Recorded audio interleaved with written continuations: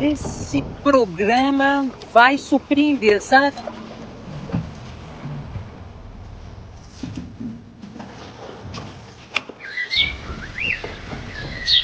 Nós viemos contar o nascimento de uma coisa nova.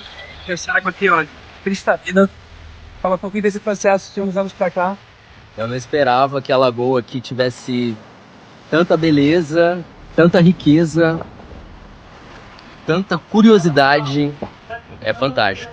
Vários cenários aqui, tons diferentes. Faz o nascer o sol aqui pra mim hoje na canoagem. Eu acho que foi uma das minhas favoritas desse programa. Acima de tudo, é um programa sobre amor. Eu acho que vocês vão se encantar também. Prepare-se. É só isso que eu tenho a falar. Vai surpreender.